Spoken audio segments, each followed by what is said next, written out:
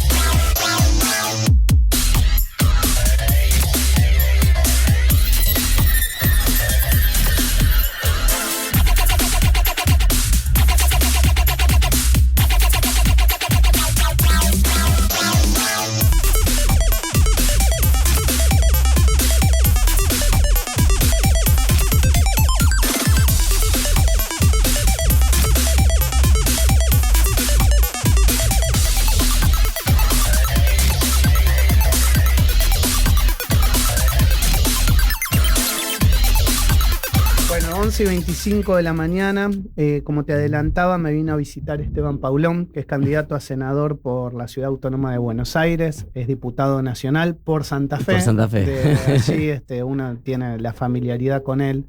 Y bueno, la verdad que te agradezco siempre venir a Sónica, Maxi, cuando te convocamos desde los diferentes programas, ¿no? Sí, pero gracias a vos, porque aparte haces una tarea súper importante y nos ayuda también a llegar a la gente, así que hay que aprovechar y seguir acompañando.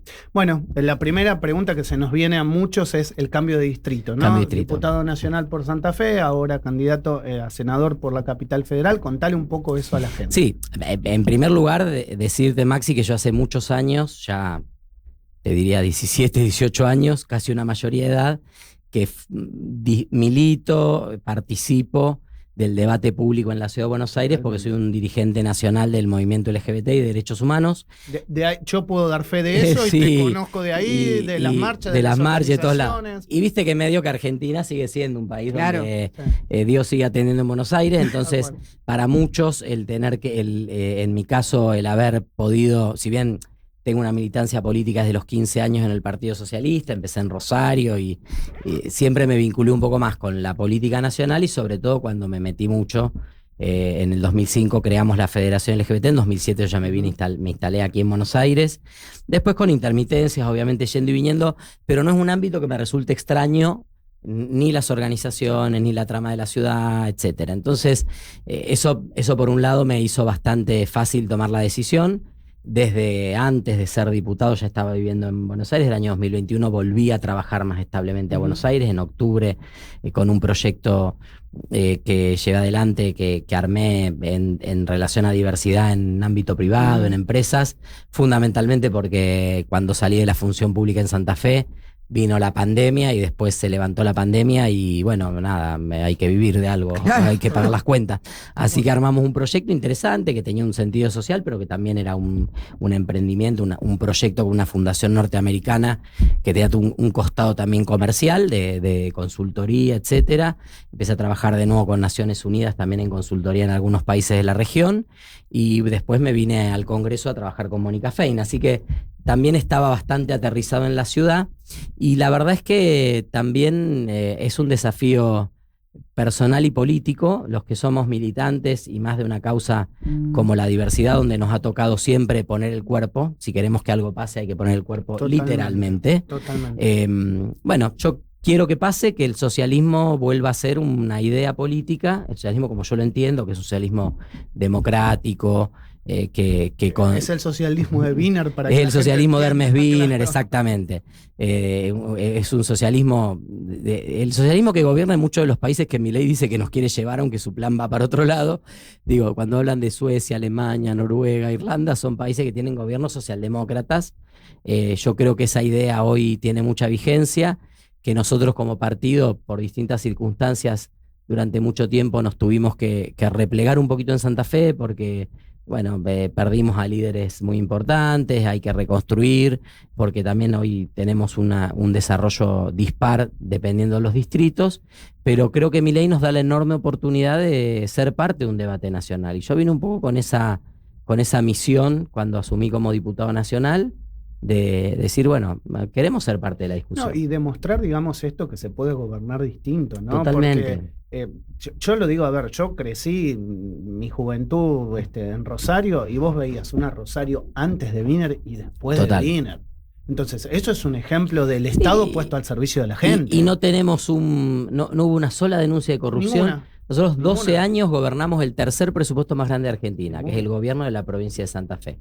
Es un presupuesto importante, es una provincia que tiene recursos, que hace obra pública. ¿Sabés cuál fue el primer decreto que firmó Wiener cuando llegó a la gobernación? Dio de baja una licitación que el gobierno anterior, peronista de Jorge Obeid, por indicación del gobierno nacional, le había dado a Odebrecht. ¿Le suena a Odebrecht? Sí. Bueno, toda la red de acueductos de Santa Fe le habían dado un contrato que era un escándalo, tan escandaloso que la provincia lo dio de baja y nunca hubo ninguna acción judicial de reclamo de la empresa. Y después esas obras finalmente se pudieron hacer con la empresa que estaba estatizada ya de Aguas Santafesinas. Entonces, nosotros creemos que la honestidad es un valor, que la política tiene que dialogar el Estado con el mercado. Nosotros no somos una propuesta ni antimercado ni nada. Ahora, tampoco creemos, como cree Milei, que hay que liberar todas las fuerzas del mercado y que se arregle, porque eso es la ley del más fuerte. La mayoría de la gente no es la más fuerte, son poquitos los que son más fuertes, y en el mundo, hoy estamos en un debate sobre la desigualdad clave en el mundo, y pierden la verdad pequeño. Es que, sí, aparte son cada vez menos, más fuertes. Claro. O sea, vos que... liberar la fuerza del mercado. ¿Y yo cómo compito con Elon Musk? Olvídate. O sea, Elon Musk, digo, por decir alguno de los internacionales.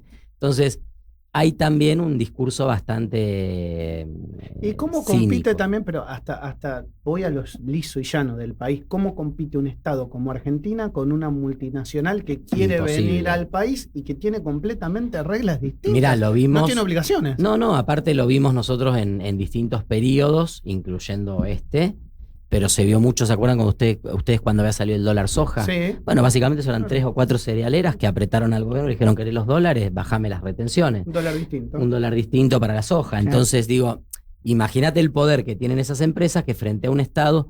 Hoy Elon Musk tiene una fortuna que es similar a lo que puede ser el PBI de Argentina. Exacto. Entonces, ¿vos cómo te parás de igual a igual con uno? Imposible. Entonces, nosotros creemos que el Estado tiene un rol, que ese rol tiene que tener que ver con proveer servicios de calidad. Vos decías, Maxi, que pasaste parte de tu juventud, adolescencia en Rosario, sabés de la calidad de la salud pública, totalmente, que más allá del deterioro lógico que ha tenido también por la crisis económica, por la sobrecarga en la demanda, sigue siendo una salud pública de excelencia, que vos en cualquier barrio a 10 cuadras tenés un centro de atención primaria que hace que no tengas que ir al hospital. O sea, el mejor sistema de salud pública es el que tiene hospitales más vacíos, no el que tiene más camas en los hospitales. Porque dice que hubo prevención, que la gente llegó a un centro de salud, que no tuvo que trasladarse al hospital como un lugar donde se resuelve una placa, un ibuprofeno y una operación de alta complejidad. Ese Estado se puede construir, porque cuando vos ves, y no lo digo simbólicamente, lo digo en serio, cuando vos ves un Estado que está pensado, por lo menos el Estado Nacional, a lo largo de muchos gobiernos, bajo una estructura pensada para la corrupción, todo ese dinero que no va llegando, corrupción que no es solamente los sobres de plata de los empresarios, sí. También hay corrupción en la gestión económica, también hay créditos que se toman y no deberían tomarse, también hay pasivos remunerados que hoy han hecho crecer la deuda futura para Argentina muchísimo. Bueno, la verdad es que cuando uno dice, bueno, a ver, el Estado honesto, eficiente, tiene los recursos para atender las necesidades de la gente. Y Argentina es un país que tiene todo para ser un gran país. Yo creo que somos un gran país, pero que hoy estamos en una perspectiva descendente. Yo pienso en mis sobrinos o en chicos más jóvenes, chicas más jóvenes que yo, ¿y qué verán del futuro? ¿Qué les decimos del futuro? ¿Qué verán de este país? No, porque hoy aparte, la verdad que, por ejemplo, economía de plataformas. Muchos pibas dicen, no, bueno, me pongo un Rappi, un pedido allá, no sé qué, agarro un Uber, me compro un autito, hago un Uber. Eso ya llegó a su techo, está saturado. La propia gente de las aplicaciones dice, mirá, no va más, o sea, no me da más. Yo conozco gente que cercana que me dice, mirá, lo que yo sacaba hasta hace 6 meses atrás, hoy tengo que trabajar mucho más, pero no tengo mercado, porque digamos hay tanta gente laburando de esto que me bajan porque los aparte, precios en un contexto de destrucción de puestos de trabajo, aparece esto como algo que dice, bueno, mira, la verdad que no me voy a manejar. El kiosco de los 90. El kiosco de los 90, exactamente. Entonces, ¿qué le decimos a esa sociedad cuando tenemos, primero, una infraestructura de educación, de formación, de innovación y de ciencia de las mejores del mundo? Infraestructura que está subvalorada por este gobierno, subpresupuestada, o sea, subfinanciada por el gobierno, y que obviamente eso se resiente. Pero la verdad que nosotros tenemos una red de más de 70 universidades nacionales.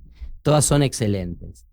Hay real acceso a la universidad, incluso con todos los ataques que ha sufrido por parte de este gobierno. Tenemos un sistema científico y tecnológico donde hay gente que hace maravillas por 700 lucas al mes.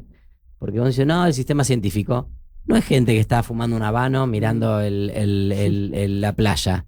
Es gente que labura, tiene una beca de 600, 700, 800 lucas por mes, que es lo mismo que ganan los residentes del Garrahan. Entonces vos decís, toda esa gente, si vos tuvieras los incentivos en el lugar correcto y invirtieras en lo que tenés que invertir, que es en el capital humano, en la producción de conocimiento, en la innovación, en la ciencia, los suecos se morirían por tener el 10% del país que tenemos nosotros. O sea, en Suecia, la mitad del año, o más de la mitad del año, la mitad del país está congelado y los puertos se congelan.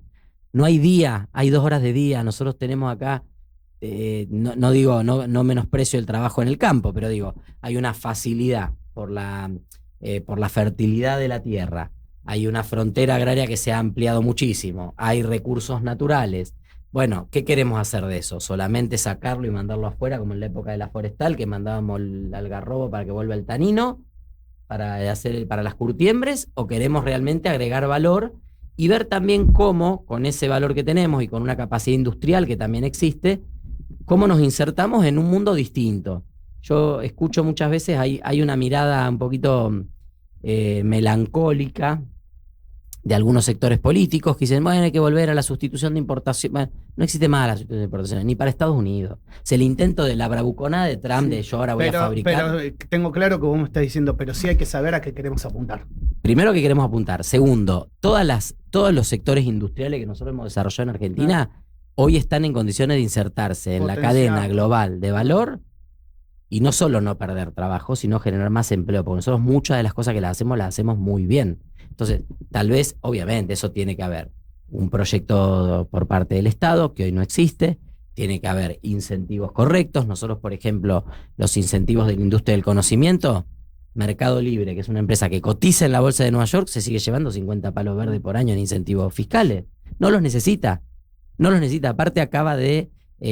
pero con ese dinero podemos desarrollar otra empresa. Startups. O sea, en ese mismo rubro hay una que está empezando. Hay un pibe que en serio está en un garage de su casa creando algo. Claro. No Galperín, que era hijo de la familia más rica de Argentina y no quiere hacer creer que en un garage en Belgrano empecé mi empresa. Sí, la creatividad, la innovación y todo reconocido, y se lo ha reconocido el mercado, pero es una empresa de punta. Pero no venía de la nada. Bueno, hay muchas startups que son ideas que se están haciendo con enorme esfuerzo y ahí tienen que estar los incentivos del Estado. Eso genera empleo de calidad, agrega valor, nos permite pensar realmente en cómo Argentina, que es un país con una población pequeña, con mucho territorio, con muchos recursos, con muchas posibilidades, y con una sociedad relativamente educada, incluso en los sectores populares que han podido acceder a la universidad también, uno dice, bueno, mirá todo lo que podríamos hacer para que sea un gran país Argentina. Esteban, ¿te preocupa la incitación que se está dando desde algunos sectores al odio en este último tiempo, en medio de una campaña política, y sobre todo también de algo que vos militás hace tiempo y lo haces, la verdad, extremadamente bien, porque te pones del lado de los pibes, te pones del lado de la gente que tal vez no tenga la voz para hacerlo, en contra del movimiento LGBT? Se ven muchos hechos de violencia. El otro día me enteré de un chico que también lo tuiteé, lo reposteé, que le pegaron a la salida, le dijeron... 3 casos en 10 días, ¿no? Impresionante. La sociedad no nace odiando, el odio se aprende. O sea, vos cuando nacés no nacés diciendo, bueno, nada, tal, de tal nacionalidad, con tal cuerpo, de tal orientación sexual, si es varón o mujer, que yo. Uno eso lo aprende. Entonces uno puede enseñar en la sociedad, una sociedad de la diversidad, de la pluralidad, del respeto, Porque en definitiva a mí que me molesta que un pibe vaya a un boliche gay, que se chape con otro, si a mí no me gusta, sea gay o hetero y no me rompe la bola, que haga lo que quiera. Entonces, hay sectores que han encontrado en el odio una forma de hacer política, fundamentalmente intentando, apelando a algún... hoy los movimientos de extrema derecha, a los cuales pertenece Javier Milei, aparecen muy identificados con la cuestión de vincular, que el pasado fue virtuoso, que el pasado fue mejor, y el pasado básicamente fue virtuoso y mejor porque no había derechos laborales, porque no había libertades individuales, porque si eras gay tenías que vivir en el armario, porque mejor de esto no se habla. En 1900 era un país donde no manejaban cuántas familias. Sí, 20 familias acá en el puerto y el resto del país no existía. Claro, y no entonces, la sociedad se complejizó, creció. Argentina es un país que yo creo, una sociedad que se ha construido democráticamente, sobre todo después del último golpe de Estado, ha tenido un proceso progresivo de acceso a los derechos, que realmente eso le da también una permeabilidad en la sociedad al concepto de los derechos humanos. Y bueno, se fue ampliando, se amplió al voto de las mujeres, se amplió, no al voto de las mujeres, pero se amplió al cupo de mujeres que después fue paridad, se amplió a los derechos sexuales y reproductivos, se amplió a pensar el ambiente como un derecho humano, se amplió a los derechos de los pueblos originarios, se amplió, casi te diría las últimas ampliaciones, al colectivo LGBT, fundamentalmente matrimonio igualitario, identidad de género y alguna otra legislación también importante que tiene Argentina, el cupo trans, etcétera. Pero las dos leyes insignia, las dos últimas grandes leyes de reforma, te diría 3 para agregar ahí el aborto legal, que también fue otro impacto importante.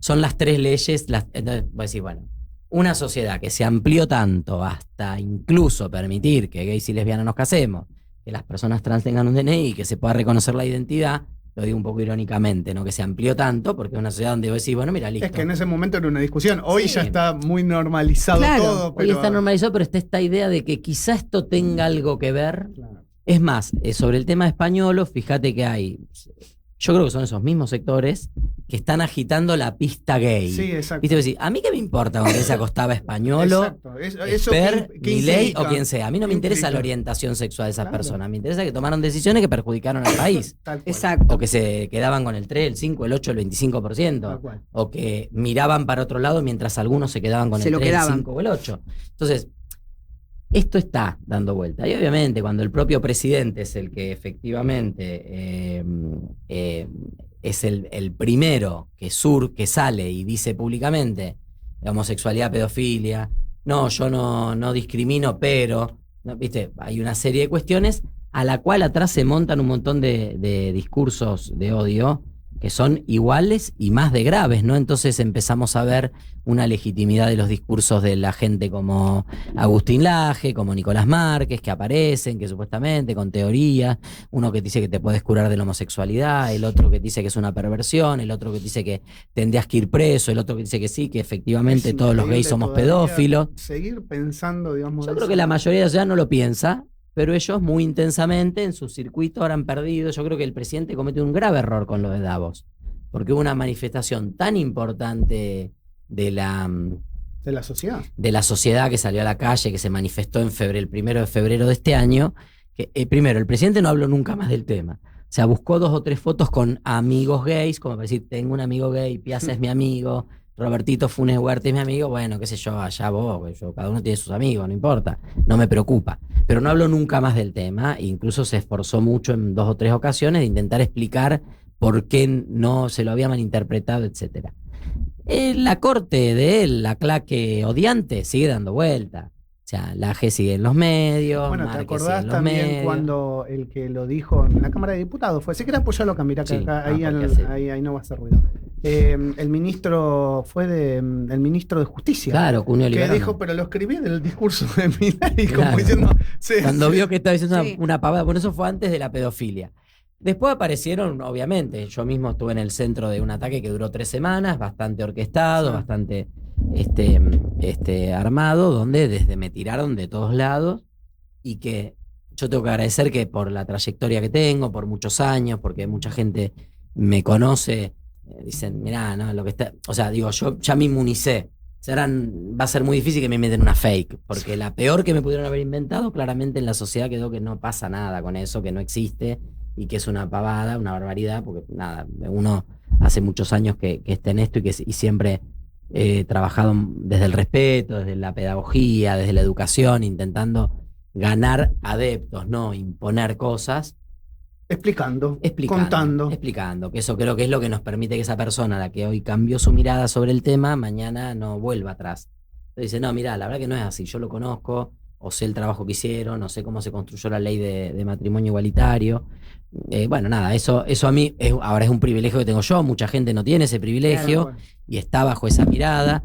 Estos son cosas que siguen pasando, y obviamente eso derrama. Entonces lo que vos decías, volviendo a la pregunta anterior, tuvimos en 10 días 3 ataques homofóbicos. 3 ataques homofóbicos, más otros que no nos enteraremos, pero hubo un pibe golpeado a la salida de un boliche, la cabaña de una pareja gay en Tigre vandalizada, y la casa de un activista histórico en Ituzaingó también vandalizada. Entonces voy a decir, bueno, en 10 días 3 hechos. Pará, algo está pasando. El informe de crímenes de odio del Observatorio de Crímenes de Odio de la Federación LGBT también dio cuenta de eso, un crecimiento muy importante, que no es casual, tiene que ver con esos discursos. Hay que denunciarlo, hay que volver. Hay que denunciar. Bueno, no estoy contando acá, Maxi, los casos que hemos tenido, al menos uno documentado que terminó en un homicidio, de la utilización de las aplicaciones de citas. Obviamente le puede pasar a cualquiera, en Tinder o en Grindr, que es el Tinder gay, pero digo, te puede pasar en cualquiera de las dos. Pero la verdad que es llamativo que hay grupos que se meten en las aplicaciones, que cuando te lo llevas a tu casa, bueno, en general intentan ir a tu casa porque en su casa sería bastante problemático después deshacerse de un cadáver. Pero bueno, nada, después resulta que quedaste con uno, que se entró, cayeron 2 más, te hostigaron, aparte hay mucho odio también, aparece el componente de odio, o sea, ni siquiera es una cosa que te dice te van a robar un televisor o una heladera, es expresar y desahogar una actitud odiante, a la que le tenemos que, obviamente, la que tenemos que rechazar con todo el énfasis. Bueno, lo que me ha parecido muy interesante de esta entrevista es que te hemos conocido, y mucha gente que por ahí no te conoce, que no sabe de tu trayectoria, de tu militancia, y que has dado propuestas alternativas. Sí, claro. Así que me parece que hoy esto, más allá de salir de la pelea, de todo lo que sabemos. A eso vengo a la campaña, porque creo que nosotros tenemos hoy 2 candidatos principales que representan las 2 fuerzas principales en la ciudad.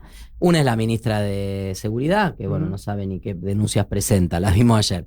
Y no espero de ella propuestas, pero lo que hace cualquier candidato oficialista, defender un proyecto, le toca.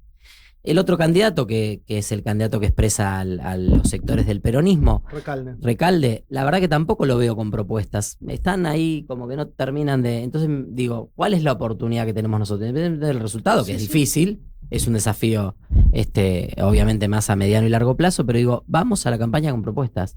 Hoy la ciudad está fracturada.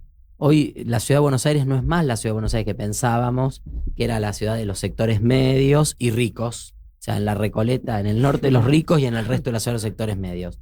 Hoy vemos personas en situación de calle, vemos personas que eran de clase media y que por la pauperización de los trabajos, porque los salarios no alcanzan, por la pérdida del empleo. Y socioeconómicamente se han modificado los barrios. Total. Yo, claro.